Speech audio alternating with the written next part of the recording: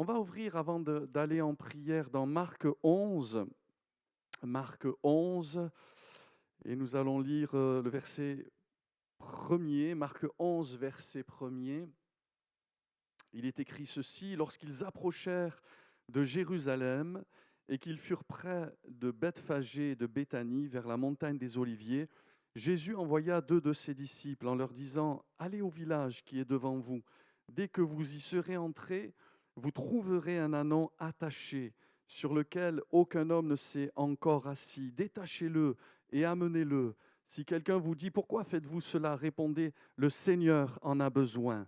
Et à l'instant, il le laissera aller. Amen. Ce soir, nous sommes tous les petits ânons du Seigneur, et que le Seigneur va monter, je le crois.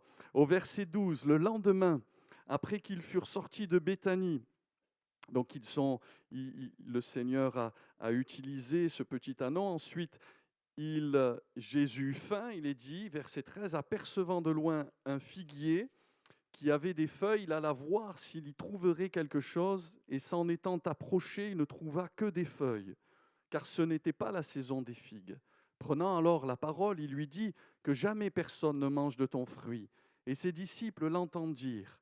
Ils arrivèrent à Jérusalem et Jésus entra dans le temple. Il se mit à chasser ceux qui vendaient, qui achetaient dans le temple. Il renversa les tables des changeurs et les sièges des vendeurs de pigeons. Il ne laissait personne transporter aucun objet à travers le temple. Et il enseignait et disait: n'est-il pas écrit, ma maison sera appelée une maison de prière pour toutes les nations, mais vous en avez fait une caverne de voleurs, etc., etc. En fait, Jésus rentre dans Jérusalem, ensuite il sort de Béthanie, il a faim, il voit un figuier, il n'y a pas de quoi le nourrir, il maudit le figuier.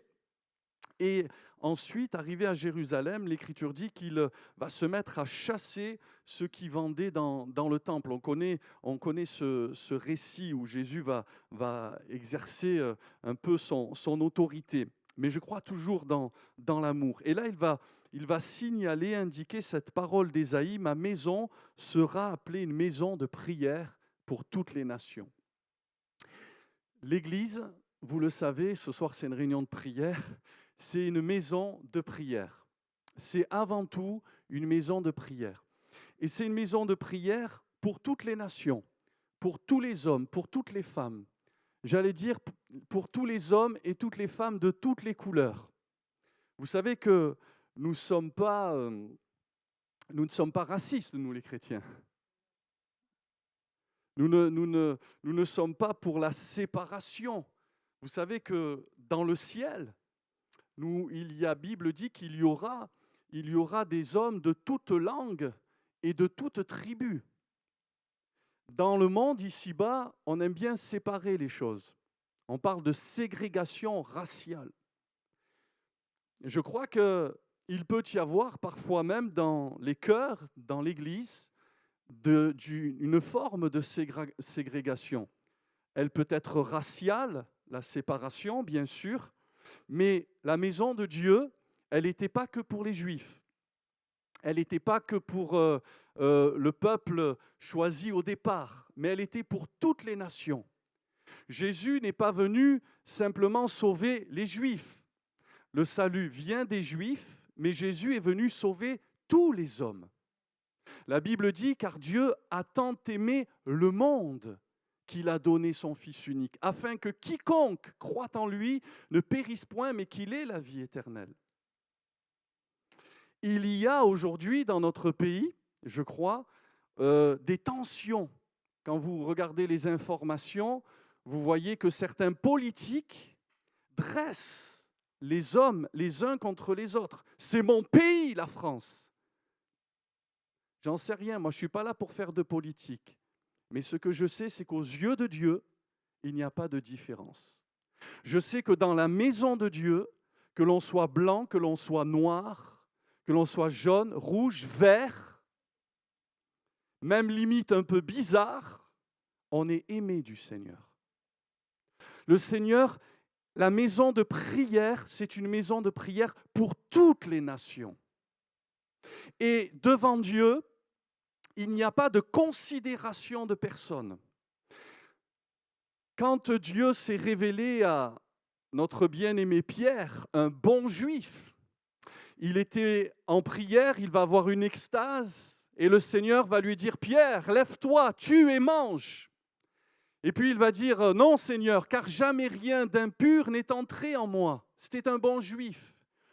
Et le Seigneur va lui indiquer quelques heures après que d'aller chez un homme, un Italien, Corneille, pour qu'il lui annonce l'Évangile et qu'il prie pour lui afin qu'il reçoive le baptême dans le Saint-Esprit.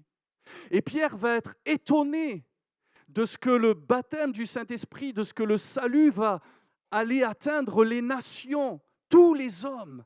Alors quelques Juifs ensuite vont le bousculer un petit peu en lui disant « Mais Pierre, comment ça se fait que tu es allé chez un Italien, chez un scélérat, si vous voulez ?» Mais voilà, l'amour de Dieu nous pousse à renverser toutes les barrières. Toutes les barrières. Est-ce que je peux dire qu'on aime les Arabes? On aime les Chinois? On aime les Haïtiens? Les Marseillais aiment même les Normands. Oui, parce que nous sommes une maison de prière pour toutes les nations.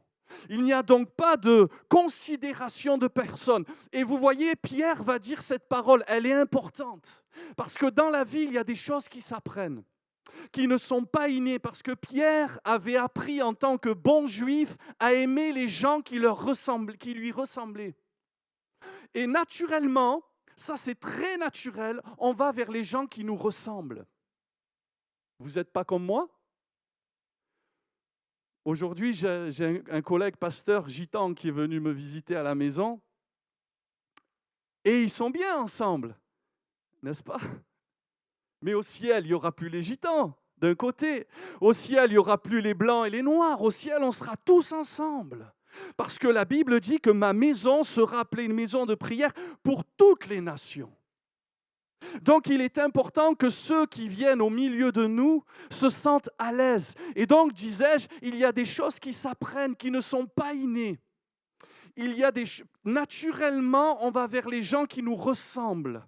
Mais le surnaturel, c'est d'aller vers les gens qui sont différents. Et vous savez pourquoi on ne va pas vers les gens qui sont différents? Parce que la différence nous fait peur. Et on a peut-être plus de mal en province, voyez. Je disais dernièrement à quelqu'un, par exemple dans les villes comme Paris ou autres, les grandes métropoles comme cela, où c'est très cosmopolite, l'avantage de ces endroits, c'est quoi? C'est que qui que tu sois, tu peux être toi. Parce qu'il y a tellement de monde, tellement de brassage de population. Alors ma maison sera appelée une maison de prière pour tous. Alléluia. Et je sais que je ne dis pas ça par hasard.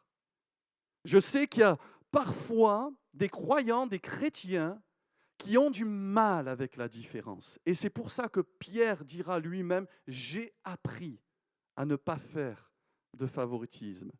Dieu m'a montré que. Alors qu'on puisse apprendre. Mais on pourrait même continuer en parlant d'autres types de ségrégation. Dieu ne fait pas la différence entre les hommes et les femmes à l'heure de la prière. Allô? En Christ, il n'y a plus ni homme ni femme. Dieu ne fait pas de différence entre la prière de ceux qui ont un porte-monnaie bien rempli et la prière de ceux qui sont pauvres. À l'heure de la prière, on est tous égaux devant le Seigneur. Et le Seigneur ne fait pas de différence. Dieu ne met de côté personne. Ça, c'est l'œuvre de l'amour de Dieu, de la grandeur de Dieu. Ça, c'est la largeur de notre Dieu. Parfois, les hommes ont pu faire des ségrégations, des séparations, mais pas notre Dieu. Est-ce que vous êtes d'accord? Ma maison sera appelée une maison de prière pour toutes les nations. Ensuite, Jésus continue, il est dit ceci au verset 20 de Marc 11, alors il a rétabli cette notion-là. Il va dire ma maison ne sera pas appelée sera appelée une maison de prière, vous en avez fait une caverne de voleurs. Et au verset 20, il est dit, le matin, en passant, les disciples virent le figuier séché jusqu'aux racines. Pierre, se rappelant ce qui s'était passé, dit à Jésus, Rabbi, regarde, le figuier que tu as maudit a séché. Et Jésus prit la parole et leur dit, ayez foi en Dieu. Je vous le dis en vérité, si quelqu'un dit à cette montagne, ôte-toi de là et jette-toi dans la mer, et s'il ne doute point en son cœur, mais croit que ce qu'il dit arrive, il le verra s'accomplir. C'est pourquoi je vous dis, tout ce que vous demanderez en priant, croyez que vous l'avez reçu, et vous le verrez s'accomplir. Amen. Il faut avoir la foi, hein? Et lorsque vous êtes debout faisant votre prière, si vous avez quelque chose contre quelqu'un, pardonnez, afin que votre Père qui est dans les cieux vous pardonne aussi vos offenses. Mais si vous ne pardonnez pas, votre Père qui est dans les cieux ne vous pardonnera pas non plus vos offenses. Tenez, ça s'accorde bien avec ce que nous disions. La maison de Dieu, c'est une maison de prière pour toutes les nations. Pour les blancs, pour les noirs, parce qu'au ciel, on sera tous ensemble. Et il n'y aura plus de différence, amen? Enfin, du moins, je l'espère. En tout cas, les gens qui seront au ciel auront été des gens qui n'auront pas fait de différence, qui ne seront pas tombés dans le rejet de la différence, mais qui auront accepté la différence de l'autre. Et ici, Jésus va dire, lorsque vous êtes debout faisant votre prière, si vous avez quelque chose contre quelqu'un, pardonnez.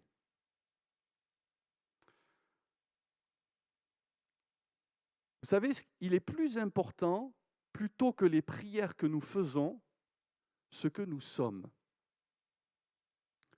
Si vous êtes debout faisant votre prière, on peut faire des prières. On peut même devenir des moulins à prière.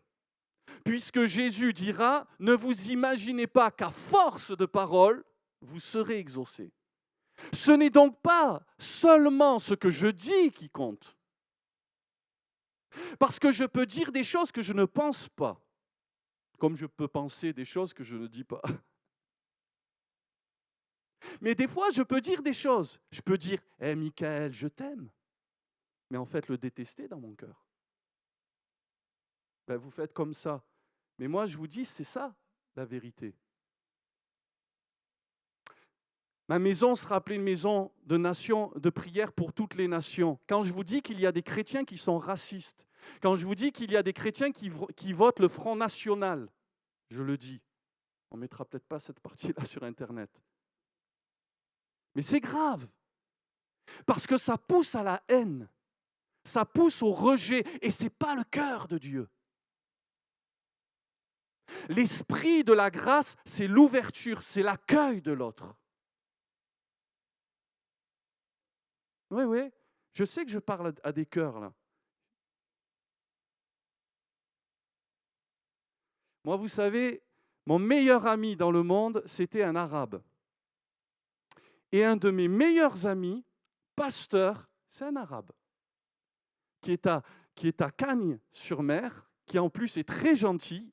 Il me prête sa maison pendant les vacances. Il est rempli du Saint-Esprit et on va passer l'éternité ensemble dans le ciel. Et c'est un arabe.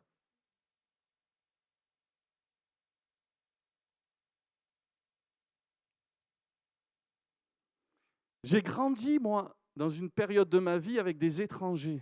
Je peux vous dire, frères et sœurs, que c'est nous qui sommes étranges parfois par rapport à eux et qu'ils ont des choses à nous apprendre.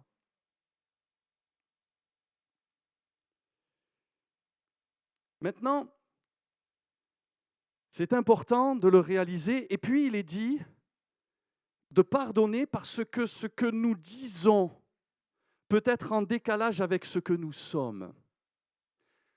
Le Seigneur disait, rappelez-vous, « Ce peuple m'honore des lèvres, mais son cœur est éloigné de moi. » Est-ce que notre cœur est proche de Dieu? Est-ce que nous sommes des hommes et des femmes selon le cœur de Dieu? Est-ce qu'on a les sentiments de Dieu? Ou est-ce qu'on est rempli de haine? Est-ce qu'on est rempli de colère? Est-ce qu'on est rempli d'amertume? Est-ce qu'on est rempli de jugement contre un tel, contre un tel? Est-ce qu'on garde des griefs? Et qu'il suffit parfois une simple chose pour qu'on explose et que ce soit un déballage. Il a fait ça, il a dit ça. Ce n'est pas le cœur de Dieu. Et si je prie comme ça, si je viens devant Dieu, je suis debout devant Dieu, Dieu me dit, c'est bien de prier. Mais qu'est-ce qui se passe en toi? Regarde ce qu'il y a en toi. Parce que ce qu'il y a en moi, ce que je suis, est beaucoup plus important que ce que je fais. Vous savez, je peux faire des choses comme le fils aîné de la parabole du fils prodigue. Ça fait tant d'années que je te sers. Ah, il en faisait des choses. Mais dans quel état d'esprit? Il était sec. Il avait un cœur sec. Et le pardon est fondamental. À l'heure de la prière, à l'heure où je m'approche de Dieu, peut-être que le Saint-Esprit va nous mettre en lumière, il va mettre en lumière, c'est quoi ces sentiments? Comme Caïn vis-à-vis de Abel. Et qu'est-ce qui se passe dans ton cœur en ce moment, vis-à-vis de ton frère, vis-à-vis de ta sœur? Il faut régler ça. Il faut le régler. Parce que nous n'avons pas finalement l'option dans notre vie chrétienne ou le loisir de cultiver dans notre cœur des choses négatives à l'égard de qui que ce soit, même à l'égard des gens qui nous ont fait du mal. Oui, mais pasteur, si tu savais ce qu'il m'a fait, ce qu'elle m'a fait, ce qu'il m'a dit, et alors, Jésus n'est-il pas notre modèle? La Bible nous enseigne le pardon comme Christ. Comment Jésus nous a pardonné? À moitié? Un petit peu? Non? Vous savez quand est-ce qu'il a choisi de nous pardonner? Il a choisi de nous pardonner quand ça lui faisait le plus mal. Jésus avait très mal à la croix. C'est quand il avait le plus mal qu'il a le plus pardonné. Et en ce moment, à l'heure de la prière, peut-être que tu as mal, peut-être que tu as été déçu, peut-être que tu as été blessé profondément.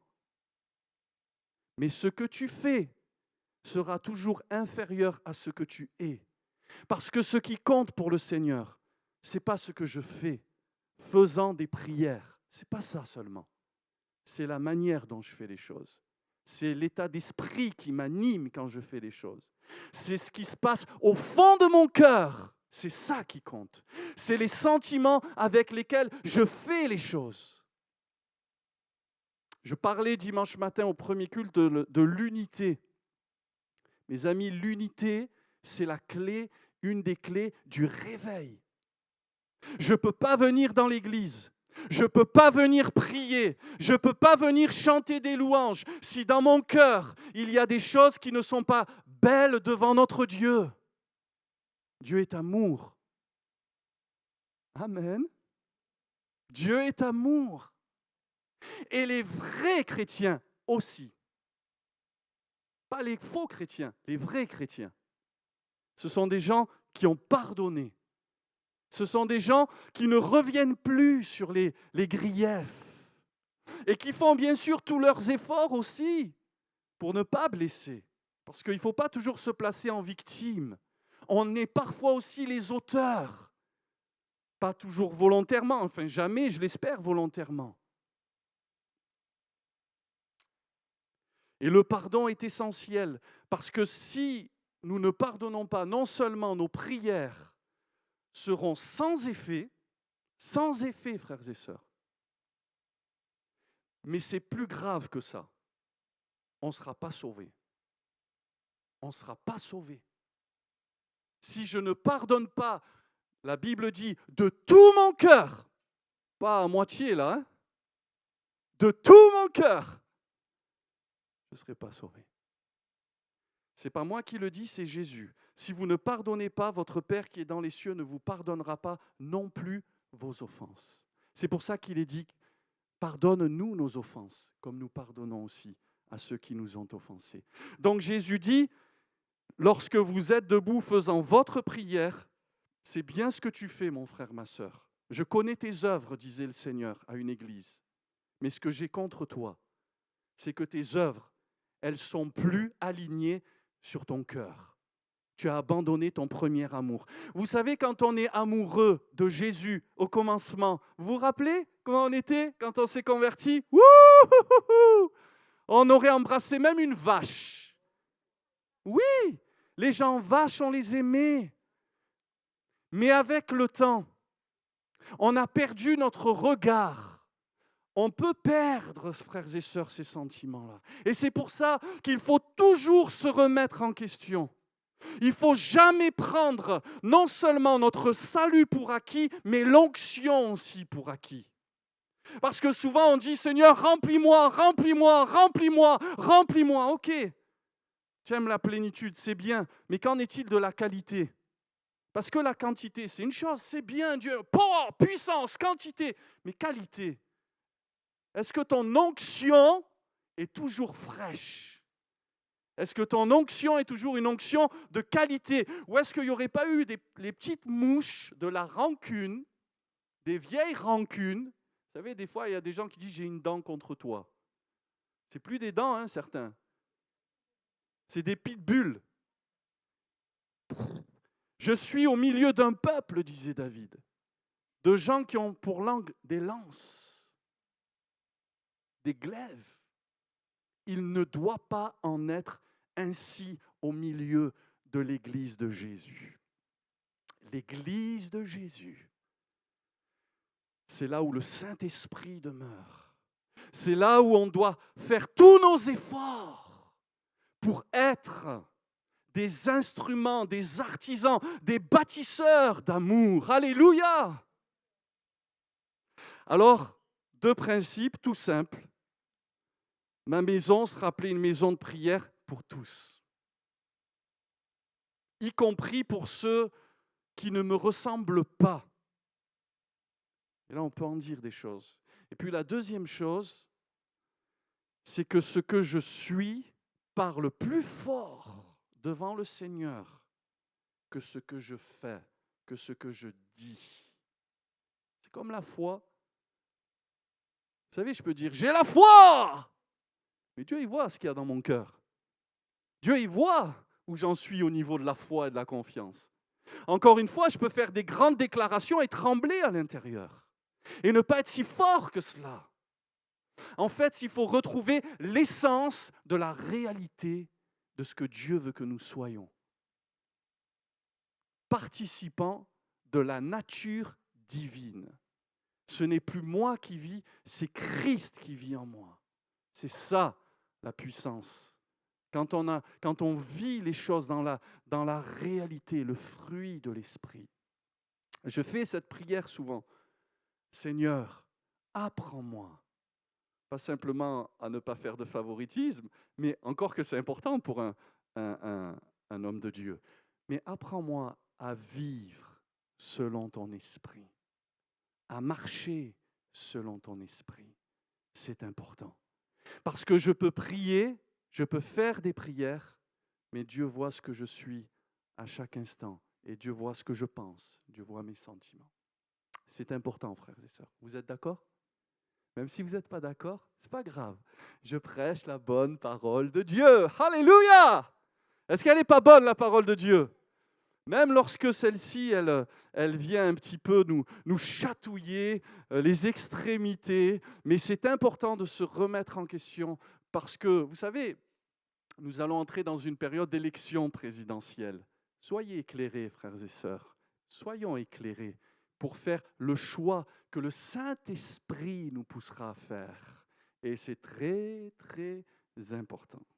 Je dis Amen. Amen.